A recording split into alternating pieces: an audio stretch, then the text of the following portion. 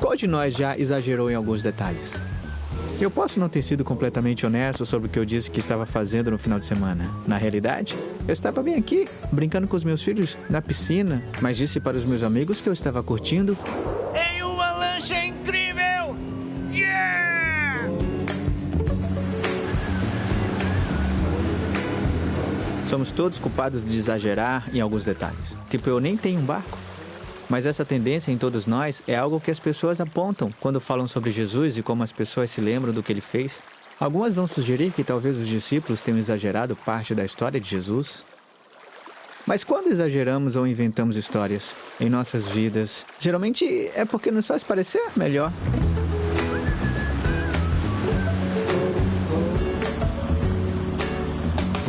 Então, os discípulos poderiam ter inventado a vida de Jesus ou poderiam ter exagerado alguma parte, possivelmente, mas eu duvido, e duvido por alguns motivos.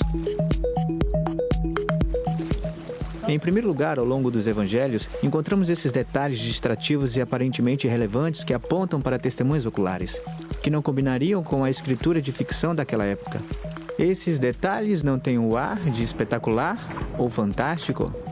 Por exemplo, durante uma grande tempestade, Jesus está dormindo e usou uma almofada?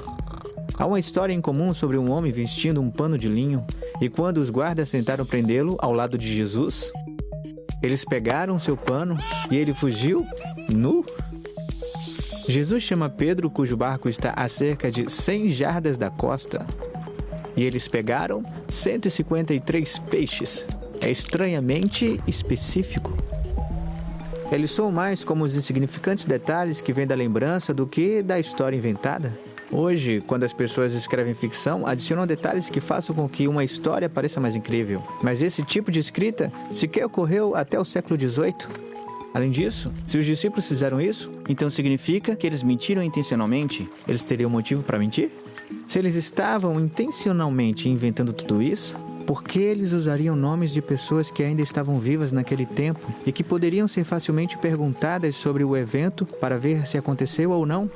Nós lemos histórias de Jesus em diferentes partes da Bíblia, como quando Jesus testemunha diante de líderes políticos Herodes e Pôncio Pilatos. Ele se encontra em particular com um homem chamado Nicodemos. Ele cura a filha de Jairo. O pai de Alexandre e Rufo ajudou Jesus a carregar a cruz. Se você estivesse criando um relato altamente alterado ou fictício de um Jesus sobrenatural, você não incluiria os nomes de pessoas reais em lugares reais, facilmente acessíveis para os seus ouvintes irem lá e perguntar sobre o que aconteceu. Além disso, se você está se descrevendo em uma grande história que faz de você o seguidor de Jesus, o Filho de Deus, você não perderia o rumo para fazer com que você e outros parecessem idiotas. Você faria isso? Se os evangelhos fossem ficção, então os discípulos que vieram a se tornar os líderes da igreja primitiva teriam se mostrado tão impressionantes, se não super-humanos. No entanto, o que encontramos são histórias de suas imaturidades e até mesmo atitudes tolas. Tiago e João pediram permissão para fazer um raio cair sobre uma aldeia incrédula. Pedro nega ser seguidor de Jesus 3 vezes no dia em que Jesus morreu. Em mais de uma ocasião, Jesus tem que impedir os discípulos de brigarem sobre qual deles será o maior.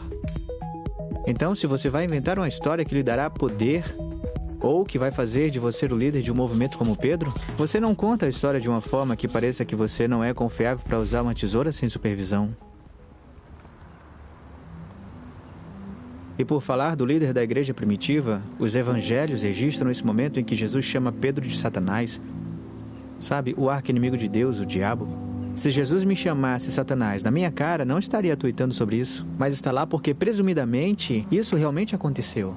Finalmente, se você está inventando uma história sobre Jesus sendo o Filho de Deus e andando entre nós, por que você enfatizaria sua humanidade? Por que você diria que ele ficou cansado e com fome? Por que você inventaria uma história sobre ele chorando e suando sangue enquanto ora para não ser crucificado? Por que você inventaria uma história de Jesus sendo morto de modo mais horrível, brutal e humilhante possível? E, se os discípulos inventaram tal história, por que a história nos diz que eles morreram defendendo-a?